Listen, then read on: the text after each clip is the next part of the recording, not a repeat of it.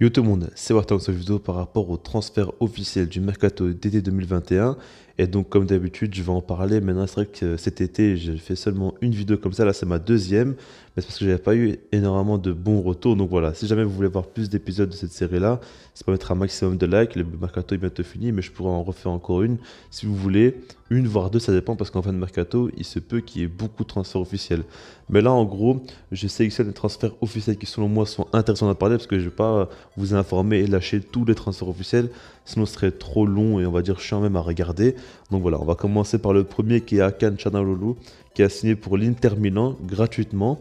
Et ça, c'est vrai que c'est assez surprenant, voire même très surprenant, parce qu'il vient de l'AC Milan, bien évidemment, et il était à la fin de son contrat. Il aurait pu re-signer du côté de Milan encore une fois, et c'est ce qui devait se faire. Finalement, l'AC Milan n'a pas accepté d'augmenter trop son salaire, tout ça, et il a préféré partir mais pour rejoindre l'Inter Milan, ce qui paraît assez fou. Donc voilà, en plus ça, on a vu que chez quelques petites piques à l'AC Milan en partant. Voilà, c'est mal fini en tout cas, mais j'ai trouvé ça très bizarre, hein. Franchement, j'ai pas trop compris pourquoi il a fait ça. Maintenant, l'Inter aussi, c'est un peu bizarre aussi, parce que je me demande si l'Inter l'a recruté dans l'idée de faire mal à l'AC Milan, recruter un joueur de son rival direct, ou bien il l'a recruté parce que vraiment le profil est intéressant. On peut se dire que, ok, vu qu'Eriksen maintenant c'est possible qu'il ne puisse plus jouer au foot, bah du coup c'est lui qui va le remplacer. Mais on peut se dire aussi que c'est un profil qui n'est pas si pertinent que ça pour l'Inter, qui a déjà beaucoup de monde au milieu de terrain, tout ça.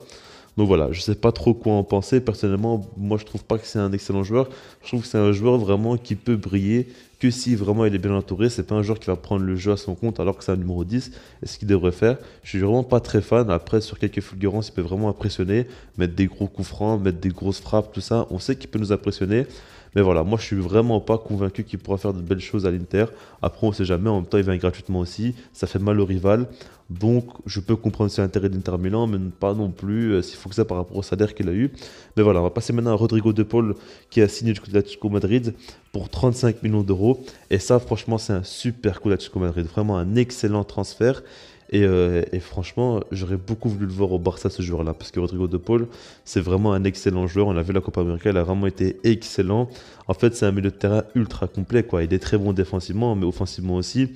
Il a une très bonne qualité de passe. Il a un énorme volume de jeu. Il est très fort techniquement. Il a un bon physique aussi. Très gros cardio, comme je vous l'ai dit. Non, franchement, c'est un milieu de terrain ultra complet. Et dans le style de l'Atlético Madrid, je ne doute pas une seule seconde qu'il va vraiment être excellent là-bas et qu'il va leur apporter beaucoup, beaucoup de choses. Parce que déjà que c'est un milieu de terrain complet, un peu ça, il performe très bien, on va dire, dans ses qualités techniques de passe, tout ça. Donc franchement, non, non, la vérité, ils font vraiment un super coup. Et comme je vous l'ai dit, au Barça, il aurait pu faire énormément de bien. Maintenant, voilà, l'Atlético Madrid le recrute. Et j'ai hâte de voir si vraiment il pourra encore passer un cap et vraiment faire partie des meilleurs milieux de terrain au monde. Parce qu'aujourd'hui, je ne le considère pas beaucoup ce joueur-là. Alors que c'est vraiment un excellent joueur. Maintenant, on va passer à Jack Grealish qui a signé du côté de Manchester City pour 117 millions d'euros. Et là, franchement, vous savez très bien qu'il y a deux catégories dans ce cas-là. Il y a des gens qui disent que voilà, c'est beaucoup trop cher, qu'en plus ça, s'il n'en avait pas trop besoin. Et il y a d'autres gens qui pensent vraiment que c'est le crack du foot, qu'on n'en parle pas assez, tout ça. Moi, clairement, je suis dans la première catégorie. Pour moi, c'est beaucoup trop cher et c'est pas vraiment un profil qui manquait réellement à City. Alors, c'est possible qu'un joueur comme Bernardo Silva, par exemple, quitte le club et peut-être même un joueur de plus, on ne sait pas.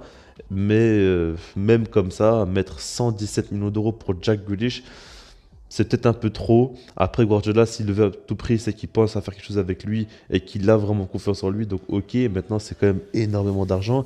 Et comme je vous l'ai dit, c'est surtout la nécessité, quoi. Parce que je pense vraiment que City a plus besoin d'un neuf. Et c'est même pas en mode, ils ont vraiment besoin d'un neuf pour performer ou quoi. C'est pas dans ce sens-là.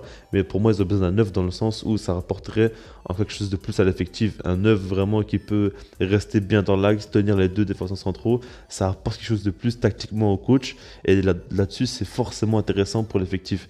Maintenant, Jack Grealish, c'est un profil de joueur qui a déjà pas mal à City. Après, c'est pas du tout un mauvais joueur, loin de là. Il est très très bon. Maintenant, je doute sur le fait qu'il puisse devenir l'un des meilleurs au monde, par exemple dans la catégorie d'un Kevin De Bruyne ou quoi. Là-dessus, j'en doute. Après, c'est possible qu'il puisse y arriver et qu'à City, avec tous les joueurs qu'il y a autour de lui, c'est possible qu'il explose complètement, hein.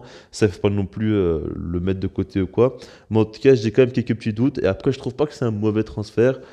Mais pour moi, c'est surtout de la somme en fait, la somme qui est trop exagérée. Maintenant, voilà, on sait très bien que c'est la première ligue tout simplement.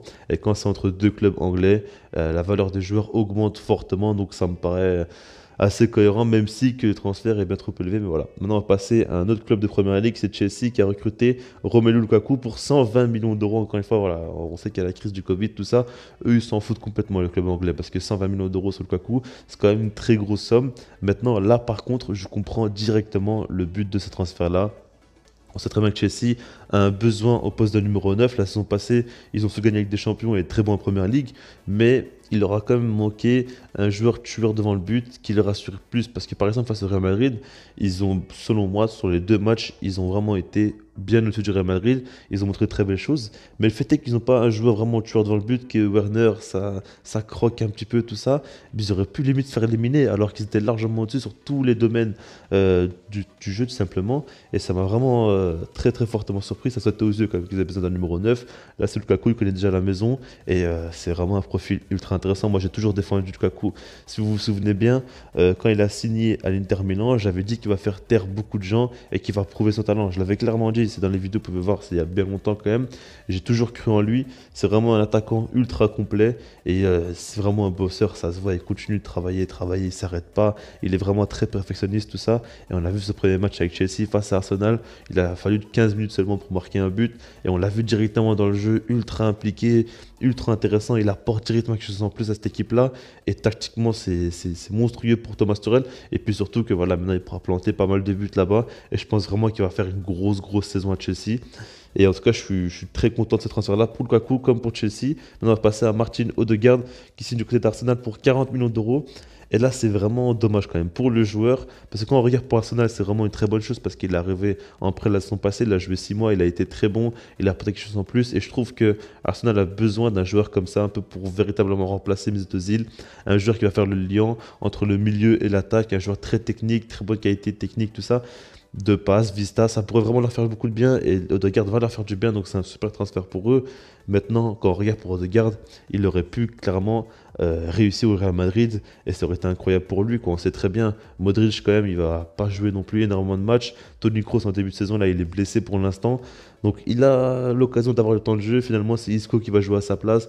Enfin, je trouve qu'il a un peu trop peur de la concurrence et qu'il manque vraiment de caractère ce joueur-là parce qu'il pourrait vraiment sa place de Real Madrid au vu de son talent et j'ai l'impression que ce manque de caractère va lui porter préjudice pour sa carrière parce que là franchement il avait une grosse opportunité de réussir au Real Madrid. En plus là c'est dans les parties donc c'est un nouveau coach, il pourrait partir sur une nouvelle base, tout ça, mais il préfère repartir à Arsenal parce qu'il est sûr d'avoir du temps de jeu là-bas. C'est vraiment bizarre, je trouve, son choix, mais après, voilà, si jamais vraiment il réussit à Arsenal, ce serait bien. Maintenant, est-ce qu'il pourra vraiment rester longtemps à Arsenal quand on sait qu'ils ont beaucoup de travaux à faire, beaucoup de chantiers quand même, Arsenal? Faudra voir. Mais sinon, on va passer maintenant à Léo Messi qui est signé au PSG. Alors, on va pas répéter ce que tout le monde a dit parce que vous savez très bien que c'est une opportunité folle pour le PSG, que voilà, Messi, il n'avait pas trop le choix, tout ça. On va pas parler de tout ça. Là, j'en reparle. Parce que j'ai quand même besoin d'en parler dans ma vidéo de transfert officiel si je parle pas du plus gros transfert limite comme certains disent du siècle, tout ça. Bon, je vais pas trop rentrer dans ce débat-là, mais c'est quand même un énorme transfert, il faut bien que j'en parle.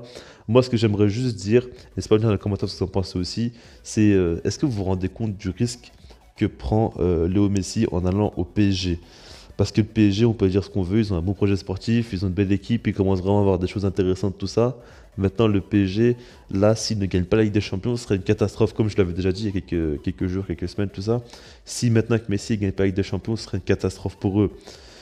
Et Léo Messi, si on va individuellement pour lui, si jamais il n'arrive pas à gagner la Ligue des Champions avec le PSG, bah, ce serait un gros échec. Et sa fin de carrière, ça aura été que tout simplement, il a quitté le Barça pour jouer encore en Europe, alors que des joueurs comme Xavi, Iniesta n'ont pas voulu jouer en Europe pour affronter possiblement le Barça.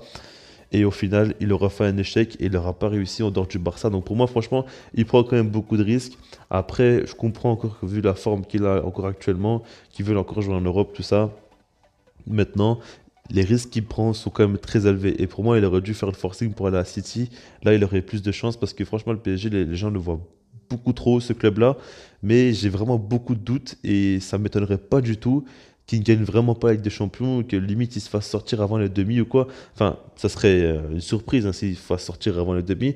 Mais moi, je sais pas pourquoi, mais j'ai ce pressentiment-là. Mais voilà, après on verra bien. Mais en tout cas, moi, ce que j'aimerais juste dire, c'est que là, il prend vraiment un énorme risque, alors que moi, je suis vraiment un gros fan de Messi. Mais là-dessus, je comprends pas trop quoi. Mais après, voilà.